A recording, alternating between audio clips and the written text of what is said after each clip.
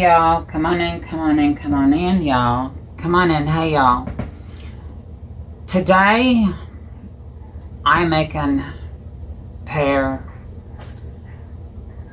I call it pear preserves. Some people might call it pear jam, pear jelly.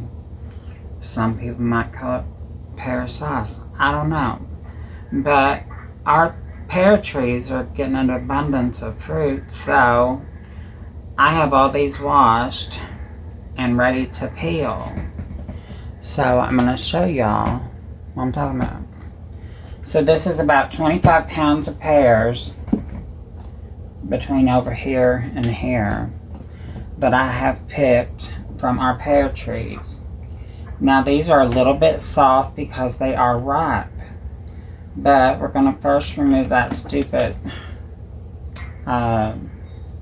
attachment, and then I'm going to take and I'm going to peel my pears.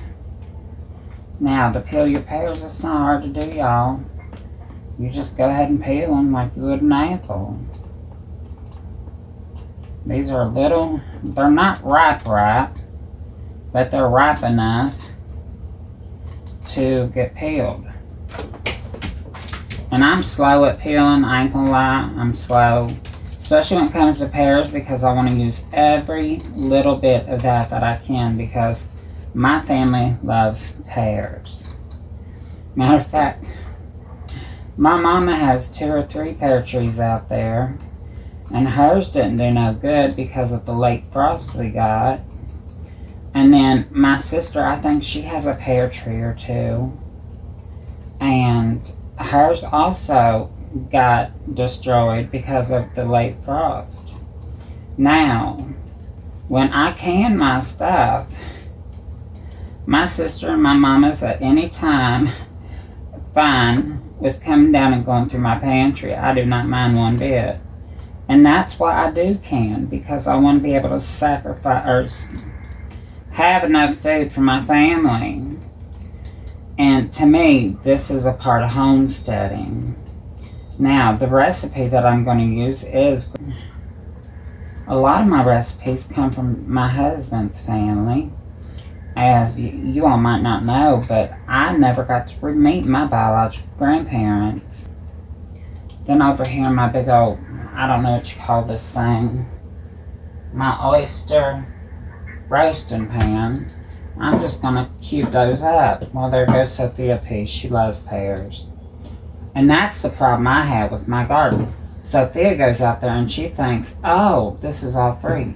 Y'all, I got 32 tomato plants and I have not got a 1 tomato off of them yet, because she goes out there and thinks it's a free store food bank. So, I got to put something on my maters because she is just a mess. So this is all I'm going to do. And I'm going to continue doing this until I get all of them. Now, on the inside of your pear, you are going to have that little spot that has the core. And as you see, it's right there. Right there's that core. So I'm just going to cut that core out of there. And see, unlike an apple, a pear, cut it out some more. So now that core is completely out of there. Cut that little tidbit up off the top.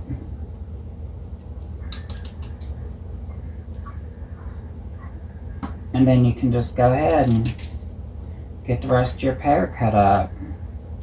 So like I said, I think it's 25 pounds. I don't know if anybody else is doing it, but in August, I'm doing August cannery.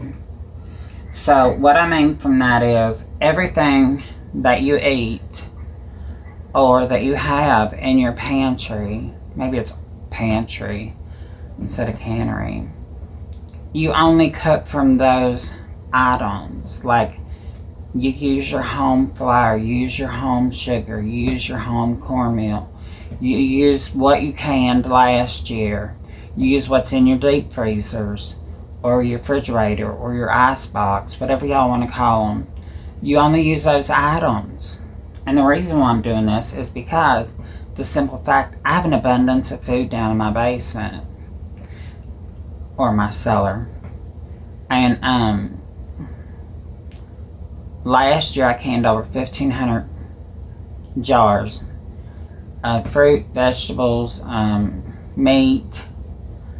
I have everything down there. On top of that, I have canned goods from the grocery store. On top of that, I have a deep freezer full, and I have a fruit freezer upstairs full. So my thing for August is going to be everything that comes from my pantry. So I'm doing an August pantry challenge. Now, if you want to join that August pantry challenge, everything that you cook that is exactly from your pantry and nowhere else, hashtag at HillbillyROandD and let us put it on our page, because this will let other people see how you can process your own homestead fruits, vegetables, or whatnot from your garden or your freezers or your pantry. Now, the reason why I'm doing this is because I need room in my pantry. My garden's coming in, meat's coming in, fruit's coming in. So as of Friday, I think it's August the 4th. So we'll start this on August the 5th. So you can get one last haul in from your grocery store. But then from there, all you use is stuff in your pantry. So let's get that challenge going at at HillbillyROandD. And you don't have to do it every day, but if you do something, just send me over so I'll share it on my page. Now, with that being said, I'm going to get to these because I got to process them. So I'm going to get these processed and we'll be right back in a little bit. I forgot I had a peeler. This was going to make things so easy. My arthritis, my hands were getting sore. But this is going to make it easy peasy. Now I still do lop off the tops and the bottoms with a knife. But this is just so much easier. But while I'm in my kitchen, I think a lot. And I think about things of what would have been if something else changed. Whether that be, you know, us moving into this house or, you know, me not getting sick. You know, you think, but then you gotta, I thank the Lord for the blessings that I do have. But in the back of your mind is always that, I want to say it's a little voice of, well, if you did this, you would have been better. If you did this. But you all, I enjoy what I did for a living. I was a nurse. I enjoyed it. I loved it. I loved doing home health care. I loved listening to the stories of the older generation and how they did things. I loved putting on my uniform every day, my white scrubs and my cap, and going to work. Now, it did wear me out because I worked a lot of overtime. And back then, because me and Mr. D didn't have no kids, I would work every holiday because then it's double time and a half. But you would have somebody that wanted to be off because they just had a, you know, their kid was 4 or 5 years old and, you know, they wanted to spend Christmas with their kid, which I understand. But, you know, those concrete floors take a toll on your knees. And I have arthritis in both my knees because of it. But also, probably wearing 5-inch heels and doing gymnastics didn't help it either. But, you know, while I sit here and I peel my stuff and I prepare my food for my family, I think about things. And then I start praying. Because to me, those little voices in the back of my head are nothing but little pains in the butt that makes you want to feel bad for yourself. Well, I'm not going to feel bad for myself.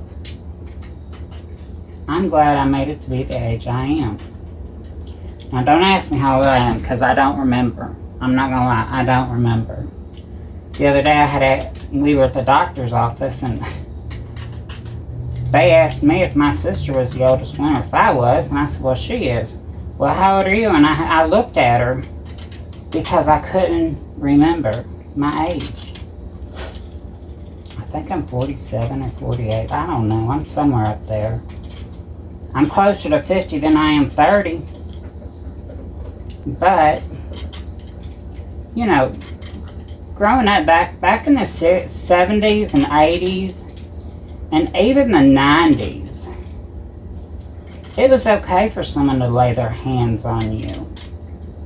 Whether that be a parent, an aunt, an uncle, an elder. Let's say an elder in your family. Because that's what it always was. It was an elder in your family. But I grew up in a very, very small town. Matter of fact, if you took a poop before you got off the truck, the whole town knew about it. So I grew up in a very, very small town. So I would go over on what they called Egypt Town back in the day. And I would play with my friend April. Well, I knew I wasn't allowed to cross Shelby Street. But nobody told me I couldn't cross Main Street. Well, thinking back on it, Main Street was more dangerous than Shelby, especially where I crossed at, because you had a hill that come up over it. But anyway, I'd go over and play with my friend April. If I did anything bad back in the day, whoever seen me do it would whoop my butt. And then they'd call my mom. Well, when I got home, I got another butt whooping because somebody else had to whoop me and correct me. I got a lot of butt whoopings as a kid, I ain't gonna lie. I was a bad kid. I was a bad kid. I was a bad sister. I put my sister through HE double hockey sticks. But over the years we found out that I am bipolar. And I've always been bipolar. But I did not get classified as bipolar until I was in my 20s. I just thought I was crazier than a two-pecker billy goat. So, I got in a lot of trouble because I acted out.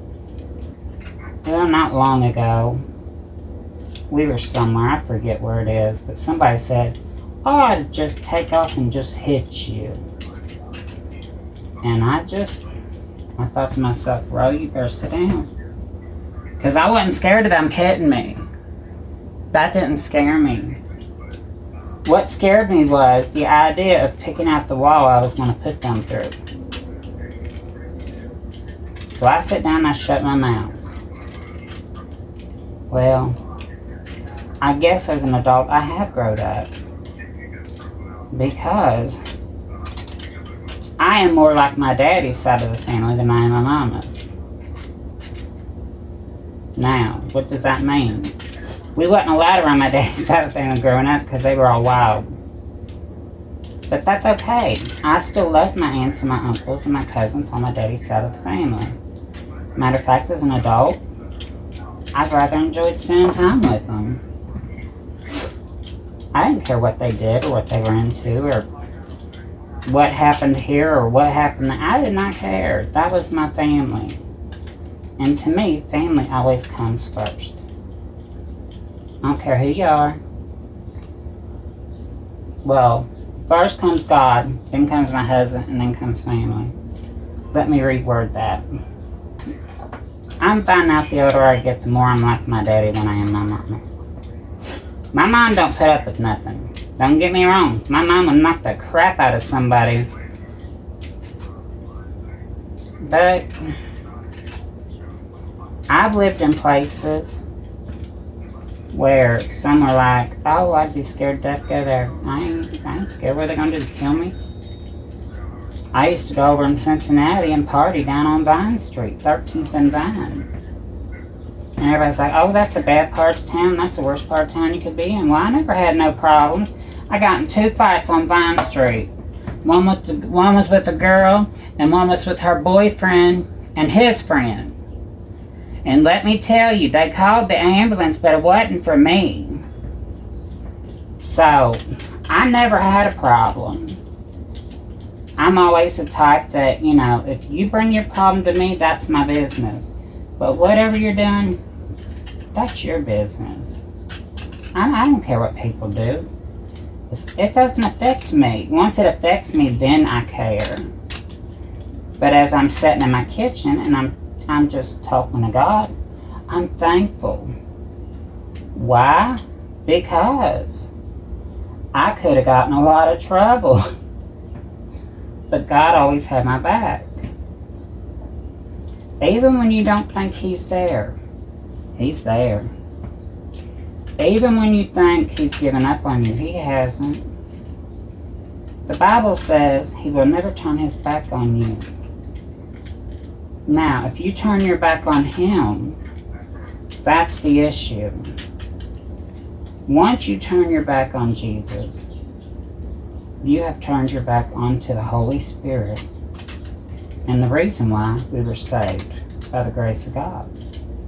Because, and I always repeat this, I always repeat it.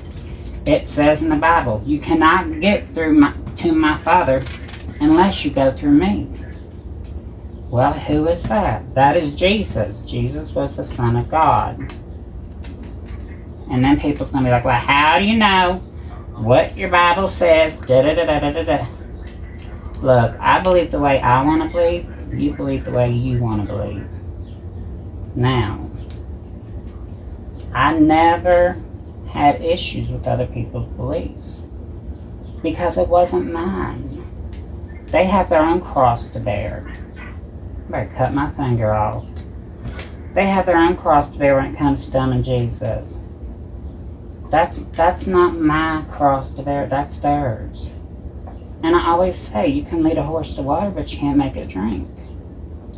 Now, what does this mean when it comes to Jesus Christ? Is, well, you can lead a man to the cross. But you can't make them saved.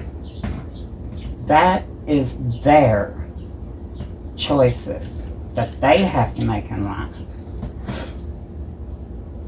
Now, that being said, I know there's a lot of my family I will never see again that has crossed over. Does that make me sad? Yes. Does it affect my life? Honestly, it doesn't. Because at the end of the day, I have to remember that Jesus always has my back. I see spirits with people. And sometimes I'll give that person a message. And y'all, when I tell you, my sister will be like, if I'm in a doctor's office and some spirit comes up to me, and I don't care if it's attached to the doctor, the nurse, or the woohoo-wahas, I'm going to give them that message. Why? Because I do not want that spirit to follow me home. And there is a way you can stop spirits from following you home. You have to ground yourself. However, I'd rather give them the message and just get it over with than having to go through all that to... My sister says, they probably think you're crazy. I'm like, that's okay. Maybe they'll give me a check for it.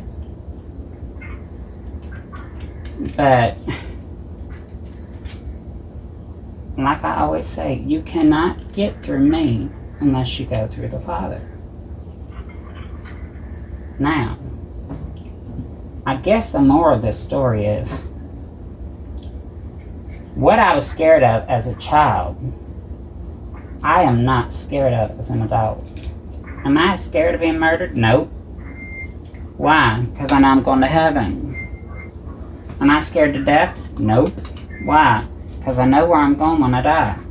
I've seen it. I've seen the light. I've been in the light of God. So, as an adult, maybe I'm more wild than I am as a kid. Because at the end of the day, I know where I'm going.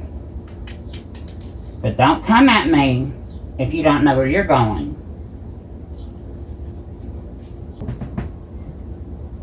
I'm too old. I'm too old to fight.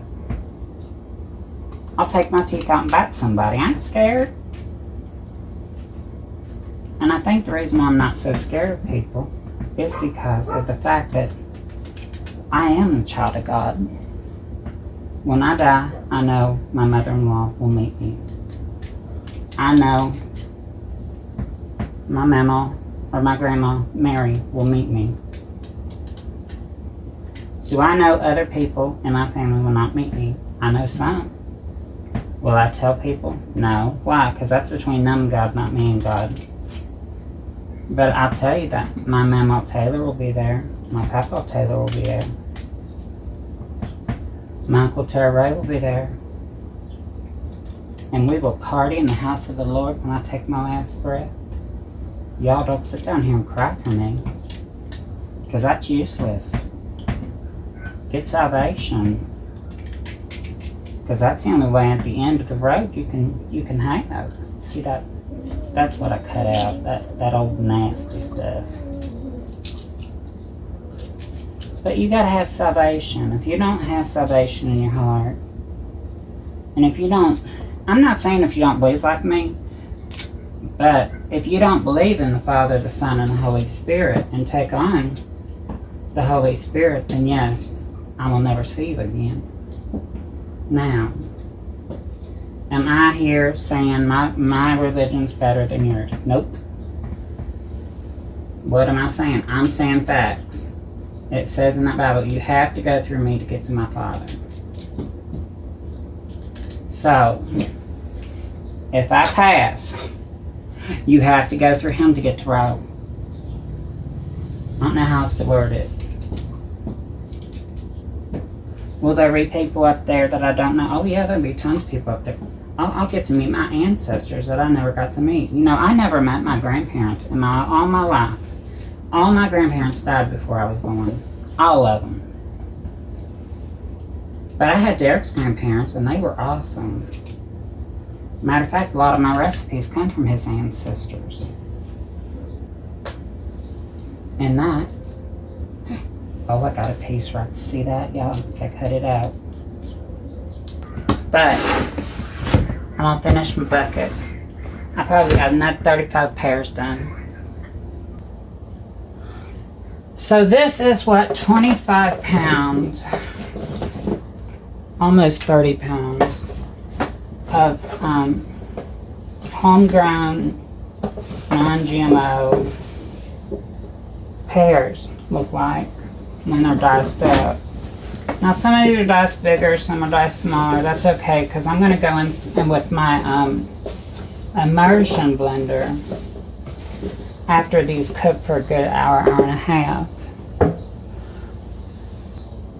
Now I am going to put some honey in here because I don't want to add fake sugar. So that's about 1/4 of a cup of honey, which isn't a lot for how much it is in here. I just want it to be a little more sweet. It's a lot of moving from that bottom of that pan up.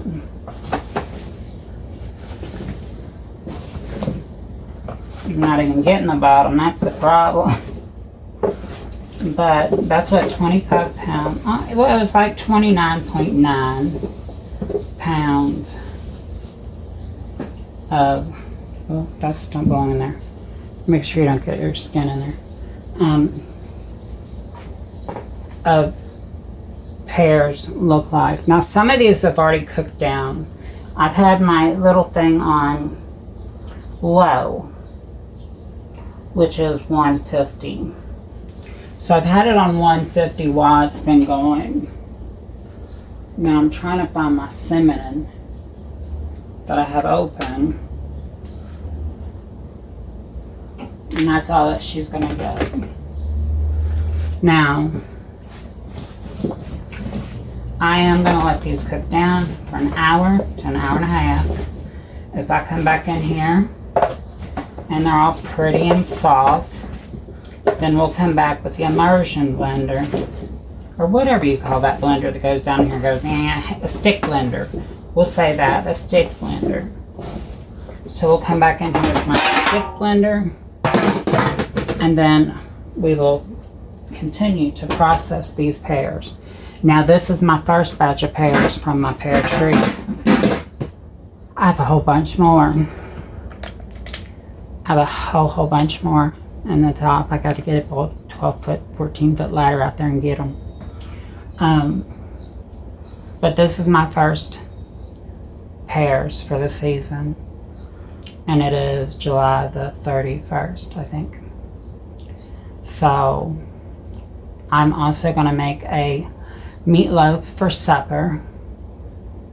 I forgot to eat breakfast. I've been processing pears since, oh goodness, for 3.5 hours. And my hands are tired. My hands are tired. I need to get one of those peelers for my KitchenAid. I can't, y'all, I can't think up here. It just don't work up there.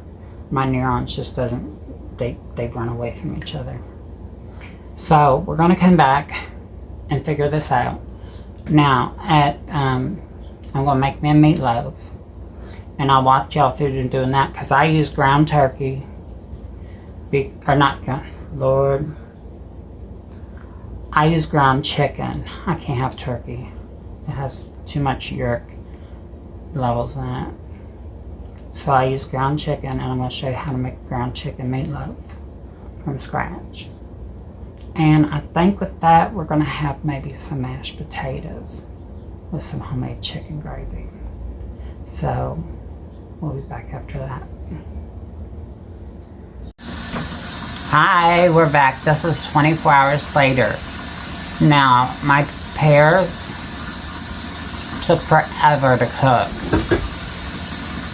So, I had 30 pounds of pears, and I put it in my roasting pan to cook, and this is what I have. I don't know how much is left, but I do have a lot of juice in here too. So I'm going to take these and I'm going to can them. So let's get the canner started.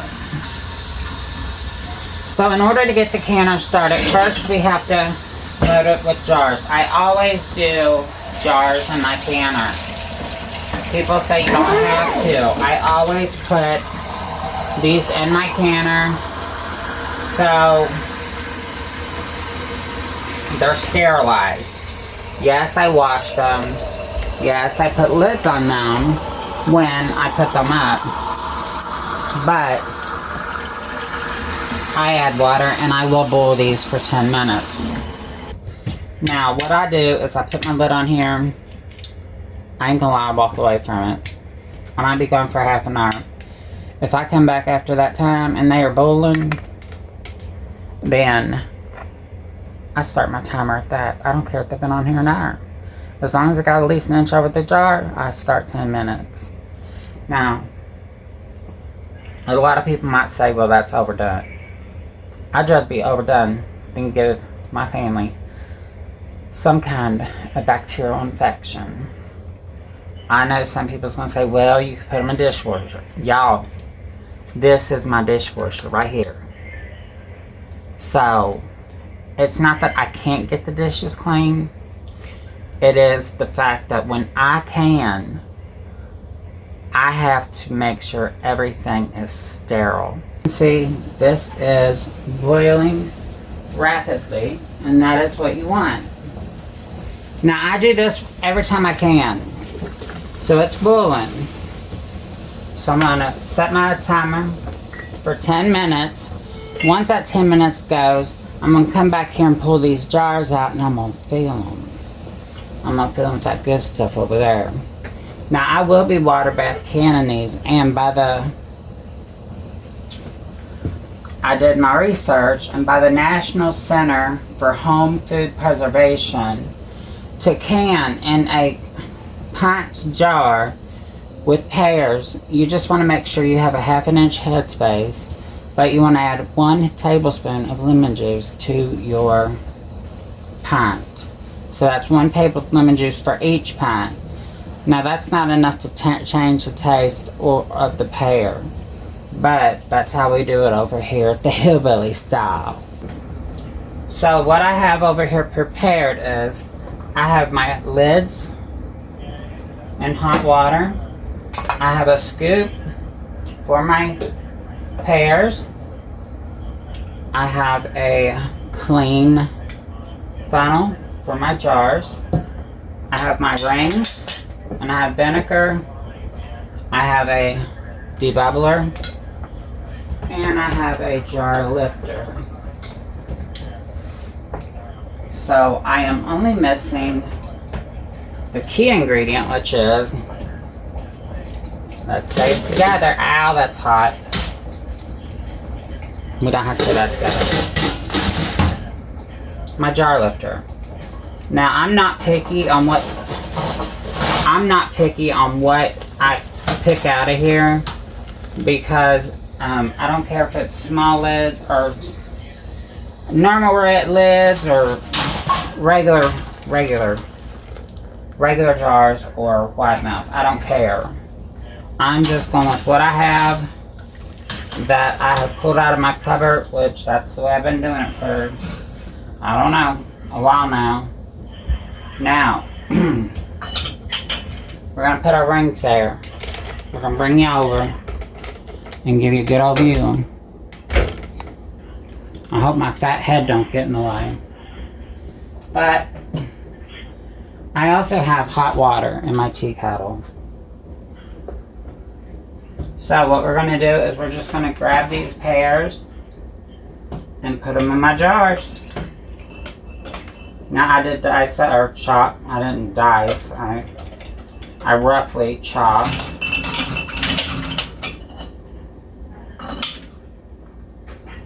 Or hot too.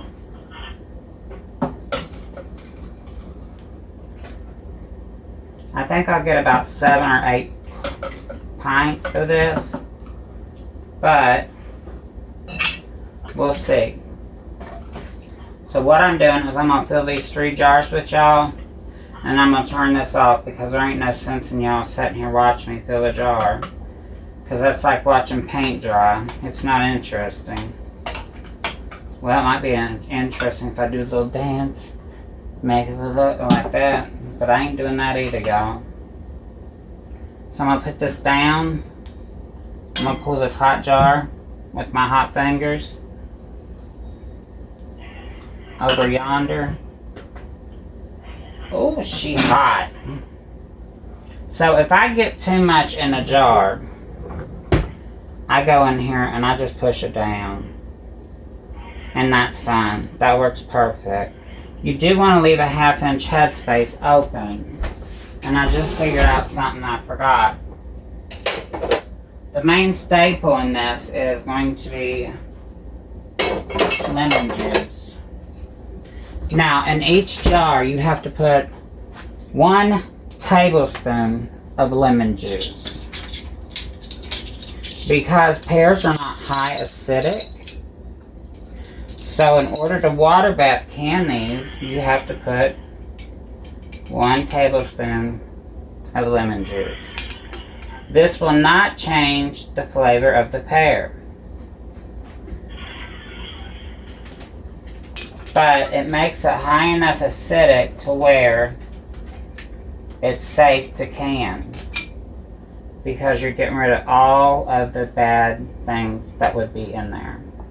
So, put that over there, put that right there. So now I'm going to come in here, I'm going to put my thingamajiggy back on it, and we're going to fill this up with water. Now this is hot water. You want hot jars, hot water. And usually while it's in there, I go ahead and debubble it, because if I don't, I'm going to have to go back in and put the lid back on it and debubble it again. And I'd rather just do it all at once. Now, as a safety precaution, you have this little thing here. Ain't that neat? But if you take it, each one is 1/4 of an inch. So we want a 1/2 inch headspace. So we are safe right there. So I'm going to come over here. I'm going to grab my towel that has vinegar on it. And I'm going to wipe around the rim. The reason why we're wiping around the rim is because we want to make sure that that seal from that cannon lid fits perfect. So you grab your cannon lid, put it on there, grab your ring, pull it down, and you just want it finger tight. Don't crank down on it, y'all. You want it finger tight. So we got our jars back in the water bath. There's 2, 4, 6, 8, 10. So there's 10 pints of jars. And then we have this left over. So this is about a quart, maybe a quart and a half. But I'm going to keep those and I'm going to make hand pies. Or I don't know what y'all call them. Breaders, or we call them hand pies. So I'm going to make me some hand pies with these. Mr. D will enjoy those for breakfast. I'll enjoy one probably for a snack, because you know a fat girl like to eat, y'all. So we got the lid back on here. We got it turned up on high. And once it starts boiling, we're going to set our alarm for 20 minutes. Now remember, you have to put an acid in with these, because if you don't, it's not going to get rid of that bacteria. So I put 1 tablespoon per pint into this, and it's 2 tablespoons per quart of lemon juice. And I use organic lemon juice. That's all everything I use is organic, farm raised, or I buy the best that I can with the prices going so high. But we stick with organic, farm raised, or the farmer's market. So these will go until they come up to a rolling boil. Once it's a rolling boil, you start your timer for 20 minutes. This is what you call a full rolling boil. Now that that's going, I'm going to set my timer for 20 minutes.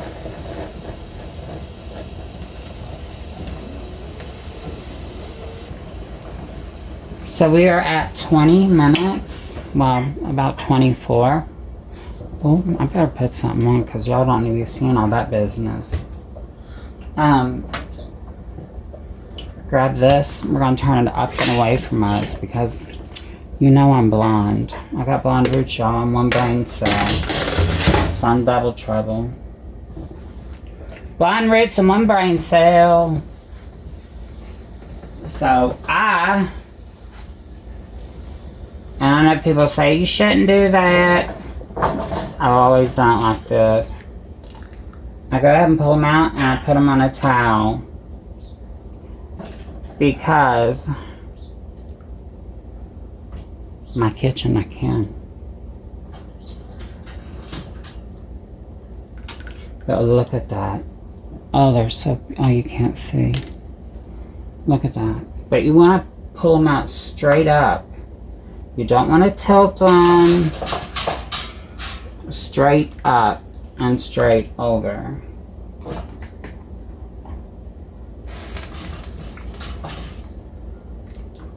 Look at that. Look at that beauty. Oh.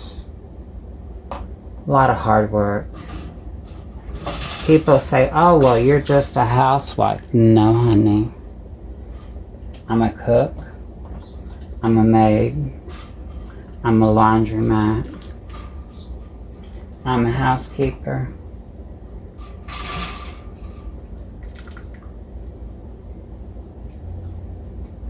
I'm not saying my house is spotless, but it's clean. So, look at that beauty. I don't know if y'all can see that. I can't focus in. And the last one. And look at that. And she's still bubbling. So, we got 10 quarts. or 10 quarts, 10 pints out of this stack. So we will be back. Mr. D will pick these up and take these in the other room for me. I try not to lift things like this because I'm very klutzy. So we will be back. I have I'm gonna make some vegetable melody tonight to go with our meatloaf, which y'all haven't seen that video yet either. When I cook 3 or 4 different things, and then I make a video on each thing. And I do that so you all don't get overrun with seeing my face. But on that note, we are done canning these pears. We got 10 pints, which is very good in my opinion, because once you cut a pear down and break it down and you get some stick blender in it and some of it mushed up, to me 10 pints is enough. I have more pears out there that I gotta pick, but not today, Satan. Not today. My focus today is going to be on supper tonight. I'm going to stir fry some vegetables that my sister gave me and some other stuff. So y'all will see me then. As I always say, y'all have a great day. God bless. Say your prayers and even pray for your enemies. Y'all see my kitchen. I have a little kitchen. I love my kitchen. Do I wish it was bigger? Yes. But this is what God gave me. And I will make sure that I love my kitchen just as it is. Be humble. Be grateful. Because what you have today, someone else is praying for. And most people nowadays are 1 to 2 paychecks away from being homeless or be hungry. So I'm glad like a lot of food pantries are open for these people. And I'm glad that I can produce my own fruit, my own vegetables. And I'm glad for that every day. God gave me the will, the understanding, the knowledge to get out there, plant, and harvest my own fruits and vegetables. Now, do I wish I had more? No, I'm happy. If I could pick up this house and put it somewhere, yeah. But I've been here 30 years. This is my home. This has been the longest home that we've ever lived in. And this was our first home we bought. And we had to save up a lot of money to buy this home. And I'm proud of my home because it is that, my home. It's paid for. I owe nobody, nothing. If I have money to rehab it, I do. If I don't, that's okay, as long as it's not hurting us, you know. It gets done. So, y'all have a great day. God bless. And until then, we will see you later, as Mr. D says. See you later.